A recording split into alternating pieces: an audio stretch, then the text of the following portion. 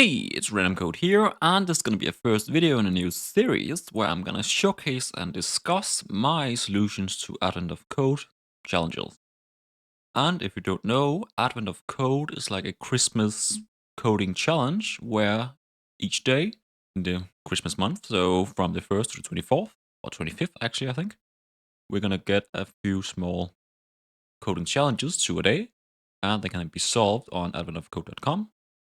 And you then get some text describing like the backstory, the fun little story.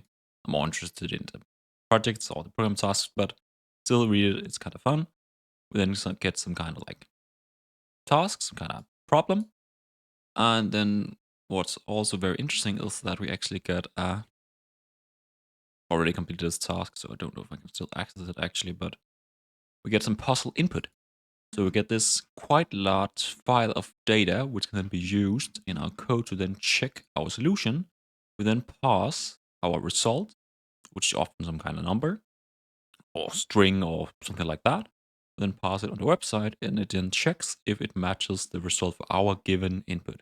And then everyone's going to get their own custom input. So it's quite fun. It starts off relatively simple and then gets hard along the way. But I plan to do probably not all of them, but some of them. And today it's gonna be the very first one where we're having some problems decoding some kind of calibration information. So what we have, what you also saw in the input document, is a bunch of strings containing some numbers and some characters. We then need to, for each string line, find the leftmost and rightmost number, then add them together like a string, so not 1 plus 2 equals 3, but 1 plus 2 equals 12. And then sum all of these calibration values. And that's the first task of our Advent of Code journey. But first, I have created a bit of extra setup because I'm going to be doing all these tasks in Java, and reading files in Java can be a bit tedious. So this is my solution to day one, part one.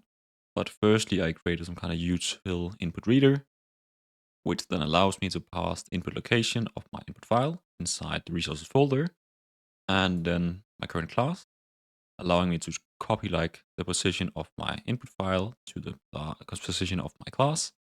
And I can then very simply then reuse this static read input by line method to get a list of strings.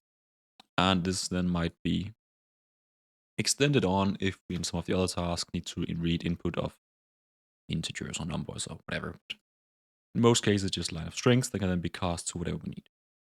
But then my idea here for the first solution, so simply having these input lines and then finding the right and leftmost number,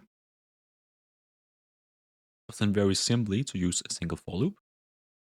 And then inside this single for loop, then based on some simple mathematics, simply just look at the first element and last element, and then keep going inwards from both ends of the string until I find something that's a digit. So we have a list of numbers, and I'll simply use some string comparison in Java, saying if my number of chars contains the current char I'm looking at, and I haven't found a first or last digit yet, then I simply set my first digit to be the first digit found, or similar for last digit found, then set them to these digits, and then I have a early return that whenever I have found both my first and last digit, we break, and then return them added together as a string. Remember, these are strings, so 1 plus 2 is going to be 12. And this is then simply called in my find result method, where I just get my input using my input reader with the position of my tab separated value file from our current position in the resource folder. We then have our list of inputs, which are going to be all these. I'm then simply just using some functional programming, more or less in Java, where we through our input dot stream, so go through each element. On each element, map then to a calibration value. So we simply just map. Let's, for example, look at the first one. ZLMLK1 is going to be mapped to 11 because the first digit found is going to be 1. The last digit found is going to be 1. 1 plus 1 is going to be 11 in this case. Our 11 is then mapped to an integer parser, so we're casting it to a number.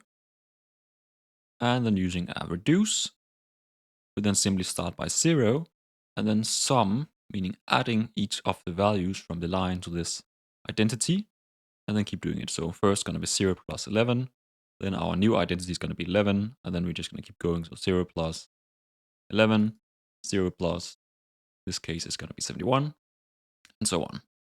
And then in the end, all these are summed together. I end up getting a result. In this case, that I get 54,697. And I then passed it to admin.code, and it was correct. And this is then my general idea for the first part. Then the second part gets a bit more tricky. Often the first part is a bit simpler, the second part is a bit more complicated. But actually I found we tried a little trick more or less to the second part, makes it a bit easier, where we, for the second part, now instead of just looking at the numbers, the strings, we now also need to look for the string numbers. So for example, a 2, 1, 9, we then need to kind of translate the 2 to a 2, a 9 to a 9, and then the result is going to be 2, 9. Where before it would be 1, 1. And at first it seems kind of simple. I just created a map, mapping 1 to number 1, but it's not that simple because we might have some problems where some of the string values for the number actually intersect with each other. For example, we have 2 and 1 where they both use the O, meaning, because this is going to be a map, I'm just randomly going to be checking all of them on this list, saying, okay, if there's a 2, change it to the number 2, but then my 1 is going to be missing because the O is already going to be used up. Then what I found to be a very simple solution is instead of mapping 1 to just the number 1, we map 1 to the number 1 surrounding by 1 and 1 string values, meaning that each of the letters would still be present in the same position as before, meaning in this case, for example, 2 would then be mapped to like this, and then 1 would be mapped to 1 like this. And when I then just simply pass this line, this is what I'm doing here more or less, just using a simple for loop, going through each of checking if 1 is there, replace with this, if 2 is there, replace with this, and so on. And I then create this line. So again, we have an input stream, map, digit checker, turning it into this kind of complete version with the actual digits. And we then simply pass this to my day 1 part 1 to find calibration values. And then once again, it would on the left side find 1, and on the right side find 4, and on the right side find 1. We then get the correct result. It's going to be 4, 1 in this case. So the second part, as we see here, often kind of builds upon the first part, and in this case, it's very simple. If we do this, if we manually want to actually look for the letters and then look at what's first in the position, then we need to account for the numbers or the duplicate use of letters. It's a bit more complicated, but this is actually a very, very beautiful, I think, solution, which makes this very, very simple.